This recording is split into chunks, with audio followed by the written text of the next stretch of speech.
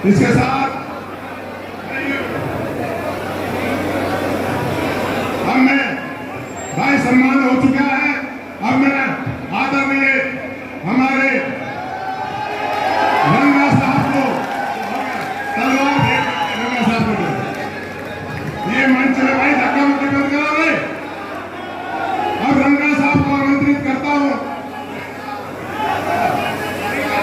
हाँ 2 मिनट शांति का दान दें। जिनका आप विचार सुनने आए हैं ये यहाँ शांत रहे। भाई 24 डिब्बे में हो गया, भाई 24 डिब्बे में हो गया और नौजवानों के साथ द्वारा मोदी सरकार द्वारा हरियाणा सरकार का 10 साल का रिपोर्ट कार्ड है। आप अंदाजा लगाइए, देश में सबसे ज्यादा बेरोजगारी हरियाणा में, देश में सबसे ज्यादा अपराध क्राइम हरियाणा में, यह भी भारत सरकार का आंकड़ा बता रहा है। देश में सबसे ज्यादा नशा फैल गया हरियाणा में। महंगाई, भ्रष्टाचार, और भ्रष्टाचार तो ऐसा खुला भ्रष्टाचार का खेल हरियाणा में चला। पिछले 5 साल से आपने देखा ये जो डबल इंजन था, खट्टर दुष्यंत डबल इंजन, ये जो खट्टर दुष्यंत डबल इंजन था, ये डबल इंजन लूटने के लिए था। आपने अंदाजा लगाया 5 साल सरकार चलाने के बाद लोकसभा चुनाव से 1 हफ्ते पहले समझौता टूटा कि नहीं टूटा समझौता? और समझौता टूटते ही अगले दिन दुष्यंत चौटाला ने कहा बीजेपी के घोटालों के राज बताऊंगा, और उसके अगले दिन खट्टर साहब ने कहा दुष्यंत चौटाला के घोटालों की जांच कराऊंगा।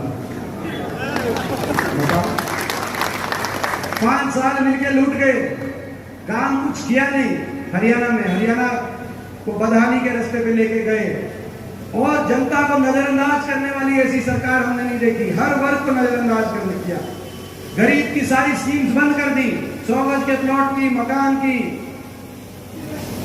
राशन डिपो पे जितना मिलता था दाल, चीनी, तेल, उसमें कटौती कर दी 10 साल तक।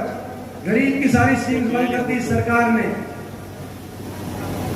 किसान के साथ क्या अत्याचार हुआ वो आपने देखा। 750 किसानों की जान की कुर्बानी लेने वाली, 1 साल तक किसानों को धरनों पर बिठाने वाली, सड़कों पर किसानों पे अत्याचार ढाने वाली ये सरकार साबित हुई। जिस वर्ग को सड़क पे ना लाई हुई ये सरकार, और कोई ऐसा वर्ग नहीं जिसके हितों को नजरअंदाज करके ना चली हुई ये सरकार। लोगों को उलझा दिया, किसी को प्रॉपर्टी आईडी में उलझा दिया, फैमिली आईडी में उलझा दिया, पोर्टल में उलझा दिया, पोर्टल और आईडी और अब कागजों में लोगों को उलझा दिया। अधिकारियों के चक्कर काटो, अपने कागज ठीक कराओ, लोग उसमें उलझ गए। और नौजवानों को उलझा दिया कच्ची नौकरी में और सीटी में। बीजेपी पक्की नौकरी खा गई कि नहीं खा गई, मैं आपसे पूछना चाहता हूं। पक्की नौकरियां खा गई बीजेपी।